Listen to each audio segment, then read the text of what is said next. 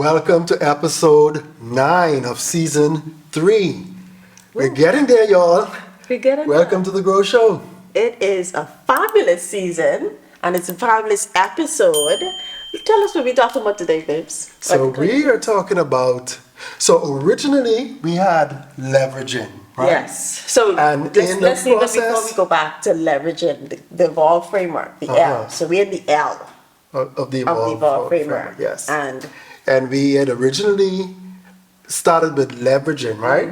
And so in the process of preparing and in the process of living life, we get to realize, you know what, as we go along with this, with what we're doing, remember, we are also benefiting from what it is that we're sharing. Yeah. And we came to realization that we need to be talking about letting go of some things as opposed to leveraging.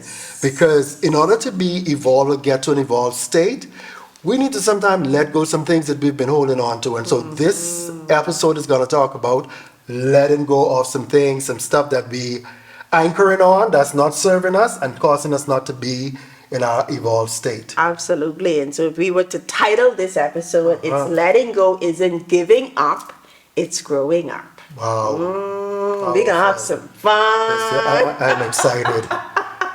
So we were, just let's talk about it. We were on the beach this morning, right? Glenn put me out of my bed very early this morning. I'm grateful though. I'm 6 grateful. o'clock. That's very early to me. 6 o'clock is very early to me. And we were on the beach. We were just talking about this this episode, and we were talking about why it's so important to let go. Yes. Right? When we think of being evolved and operating from an evolved self, why is it important to let go? But before we get into the why, let's talk about letting go from your perspective, because I asked you a question and I want to dive into that. And I said, okay, what were some of the things that you've let go when it comes to just stepping into the next version of you? And you had some interesting things. You trying to out me? Is that what you're trying to do? No, you trying to put me on front remember street? I said this. I said, listen, you have to bring that back up on the podcast because I thought it was so good. How about we bring it back later once we don't get into? Why? Okay. You're too anxious for me to put my business on Front Street. Okay, so let's stick up in there. Let's talk about what letting go really means Yes. then. So when we think of letting go, a lot of people may have their thoughts around what letting go means. They may think it's abandonment, right? Abandoning what you would have committed to, abandoning what you would have loved, abandoning what you would have started. But I want us to reframe that from abandonment to alignment. Where are you aligned with, or what are you aligned with, or who are you aligned with right now? And not looking at it as abandoning some things, it's more aligning with new things. It's also not failure. Yeah. People assume letting go is failure because now if I started this business, we talk about business as well. If I started this business and I decide, or I had this fabulous idea and I decide to let go of it, did I fail? Yeah, and the perception is that you would have failed. Yes. But that same idea might have been draining you, might not have been profitable, might not have been the thing for you to do at the time or timing. Yes. And so it's not failure, it's freedom. It's freedom to look for other opportunities, look for other offers, look for things that light us up. Yes. So that's number 2. Also, people think letting go is loss. This is a big one. Yeah. Like you lose your identity, you lose your relationship, you lose an opportunity. But it's not loss, it's leadership, because now you are taking that leadership role and self-leadership to say, okay, I am now leading myself into something completely different. Thoughts? What are your thoughts? Sometimes we're in these relationships that we are holding on to, and it's not necessarily marriage. It could be dating relationship, it could be friendship, it could be companionship, it could be work relationship. That's not serving you. Yeah. And so you spend half of the time being drained, spend half of the time avoiding the people because they take so much from you. And rather than letting it go, you just hold on to it because you fear of how people may view you. Yeah. And, letting go is a leadership skill. Yeah. We don't look at it like that. It takes maturity to let go. It takes maturity, it takes leadership, it takes bravery, it takes courage. It takes a lot of things to let go. We're going to talk about it. We were talking on the beach as well, just some examples of letting go from our lives as well. So we're going to talk about that. Then we want to talk about letting go of past hurts, pain. You know what I'm saying? Sometimes we hold these things in for so long, and sometimes the people are dead and gone. Yeah. And we're still holding on to the pain and the hurt. And this is not to invalidate anybody's trauma. Yeah. 'Cause some things really did happen to people. Yeah. You know, it's not a figment of their imagination. So But that baggage- how long you gonna let that person and Yeah. that situation keep you from getting to your Yeah, so when I hear you talk, I think of, baggage, right? And baggage could mean so many different things: hurt, trauma, pain, guilt. Yeah. All of the things that really and truly are robbing us of stepping fully into the next level. We may be in some version of that next level self, that evolved self, but you tend to step not fully into it because you're still holding on to these things. And I've been there. Yeah. So let's What segue have you back. been holding No. on to? No. Let's go back to you first. So tell us, what are some, when you think of your life, your career, your relationship, what have you let go of? I don't hold on to much. Like from an early age, I've learned my defense mechanism is to let go of things. So either I won't have to deal with it or it won't weigh me down. But in terms of, I could speak to our relationship, in terms of us growing and evolving over the years, I think I am getting better at letting go when we have disagreements. Yeah, because sometimes I could be that person that take it on and just be mad for days. And so I find myself I still get upset, Yeah. but I don't hold it as long. Now, you said something so powerful Yes. earlier today. I'm going to paraphrase it because, see, that's why I like You when we won't talk about you won't put me on Front Street so bad. No, Go because ahead. you said it and I love the way you brought it up. You was like, okay, letting go of anger. That was one of the things that you need to let go. And so you said that you can be angry in the moment. And then after the conversation ends, you can choose to let go of that emotion. Yeah. Yes. So, I thought that was so powerful. yeah. So in terms of letting it go, my evolved state would be, we having a disagreement. I have my natural emotions. I may be upset. I may be angry, maybe disappointed, maybe hurt, whatever it is. But an evolved state would mean that I don't take it into days, right? And if I can resolve it in that setting, that would be me at my evolved state. And that's what I'm working towards. And so I'm going to ask you another vulnerable question. We had a conversation. It wasn't an argument earlier this week. And you know what that conversation I was can't about. recall, but go ahead. And I felt that there was some tension when we were talking. This is about our Airbnb and Oh, okay, okay, all right. And We I always have tension when it comes to money. and I felt we had some tension, and then we kind of ended the conversation pretty nicely. Yeah. And I was wondering because I know you, I was wondering if you was going to hold that in, right? But I noticed coming back and afterwards, it was like, okay, I got Yeah. And I did notice the shift. Yeah, Was that a conscious? It's a conscious decision to not get bent out of shape over money-making decisions. Because that has been one of the pain points in our relationship.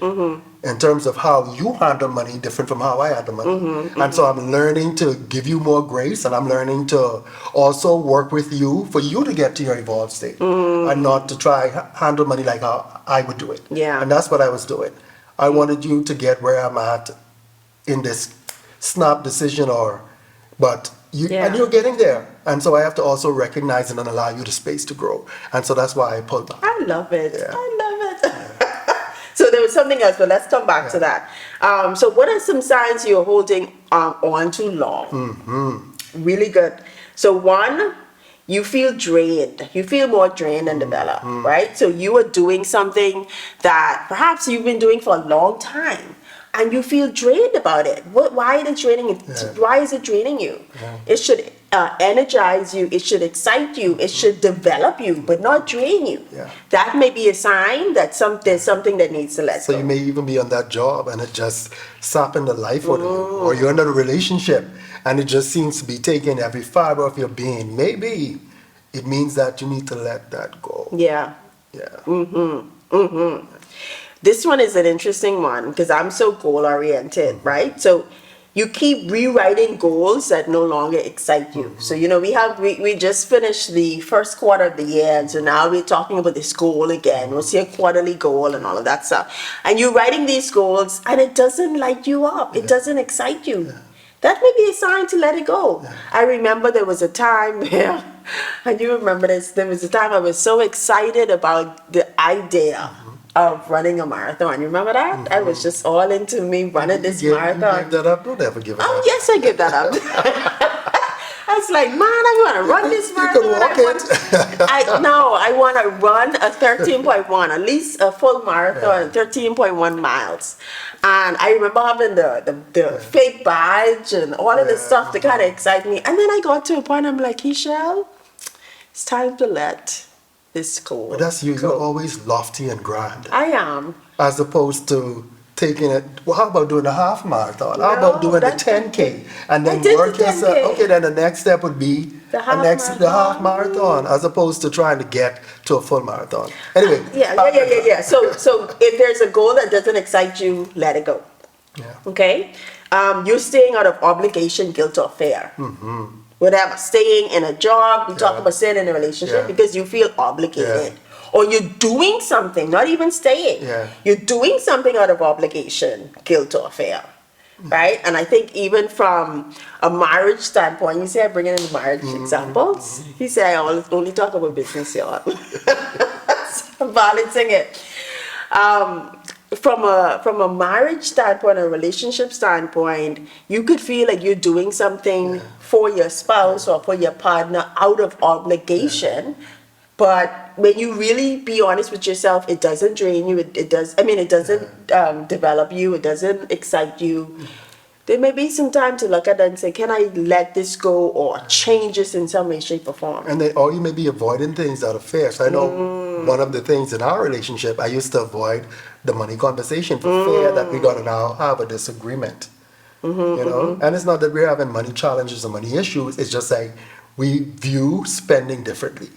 And so having the difficult conversation help us to get to the evolved state that because I feel like we have gotten way better. So at one point in time, I was afraid to bring up.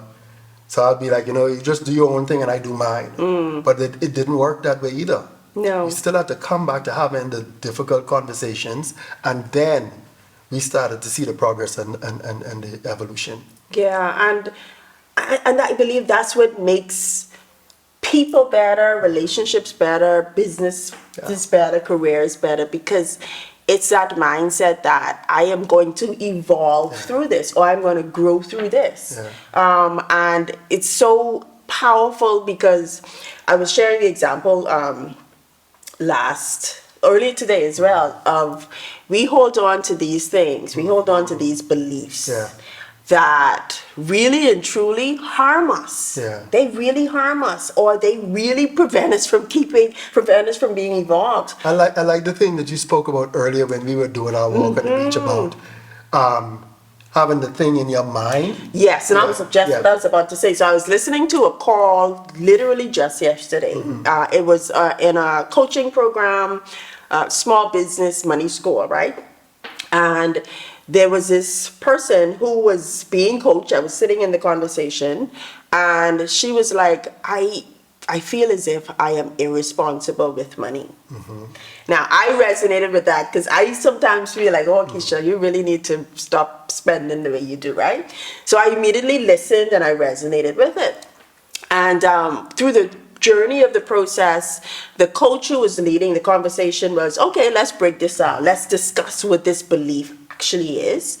And so she shared like why she felt as if she was irresponsible. And then she started to, and so the coach said something really interesting before she went on to the other side. She said, okay, I can see why your brain has examples of the older version of you that were responsible. Now I want you to let that sit in, because through the conversation, it ended up where she was actually being responsible. She was a business owner, so she was doing her monthly P&L. She was reflecting on her money. She was tracking her money.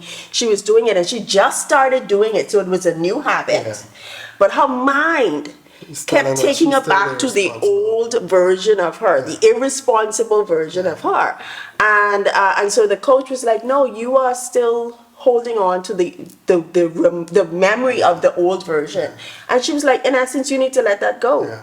You need to let go of that thought that you're irresponsible, because here is the evidence that you are doing responsible You would things. sometimes do that too. When it comes to the money thing, you still go back to the days when we had the blowout arguments Yes. about money. Yeah. And I'm saying, no, that's not where we are. I've seen the changes. I have seen the progress in you. Mm-hmm. So I don't want you to keep beating yourself with that stick, because you're not that same person. Yeah. Now, are you where you're supposed to be? No. But you are not where you used to be. I think you told me that sometime last week. Yeah, I just told you that recently. And so it's true. We hold on to the old version of us, even though we are working to correct it and improve and grow through it and become evolved and operate from a new level.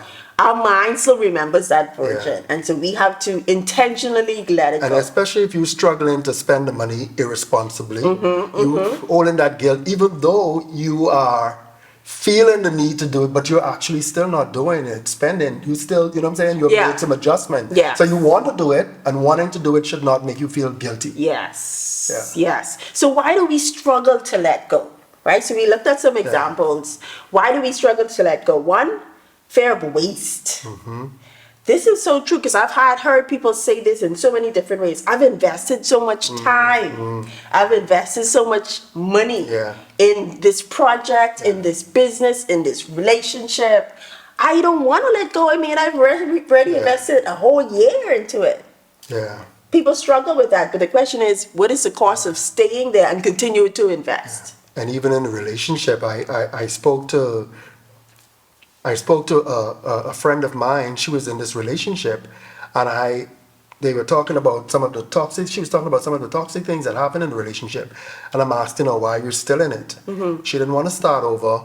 She didn't want her children to see her having a next man coming into her life and their lives. She didn't want to feel like she failed because this would be another relationship, and so she's holding on to this relationship that could be possibly toxic because of the fear of all the other things. Which is leading to the other things, fear of uncertainty. If I let this go, I know what I have, but I don't know what I get. I know what I get into.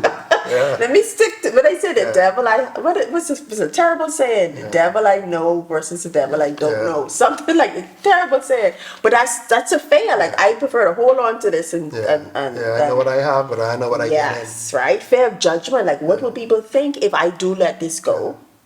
And then the last one is fear of ego attachment. So we hold on to this role or this identity or this success or this label. And if I let it go, then my ego can't handle that. And that was something that I suffered with over the last, 2-3 years. And we don't have, we're running out of time in this episode, but I remember that feeling of loss when I went into that, when I became a coach at Hello 7. Shout out to Hello 7 team. Hey. And I love the role. It's been 3 years now. I absolutely love what I do. I get to really be fulfilled in it. But the very first year, I think maybe even into the second year, I had a real rough time. And what I would always say to you, get over yourself. You're not used to working for anybody, and that's your pride and your ego having you to be feeling the way. And you used to be very annoyed with me. It was ego. It was a lot of things, because I had attached my identity to being an entrepreneur.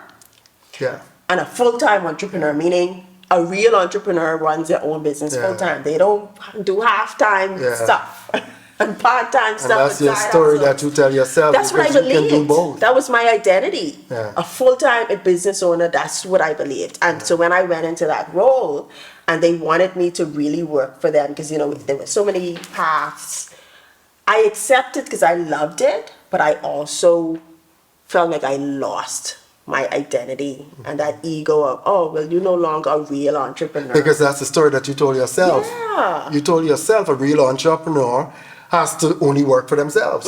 And so, but you can do both. You can do this and But that. now I've had to reframe that and rewrite the story because I actually love doing both now. Because you're actually being contracted to work with somebody else and you still be an entrepreneur. Anyway, So there's a lot that we can talk Well, about there's and a letting lot go. to So I unpack. hope that, when you think of what you have in your life, whether it be in your business, your career, your marriage, what are you letting go?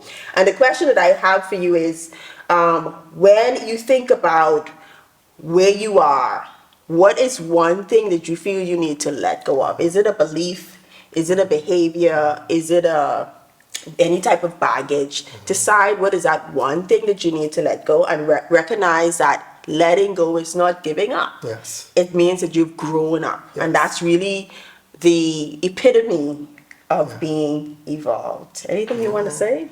What I will say is that figure out, like you say, figure out at least one thing that you figure you can let go of. And there are things. We have things that we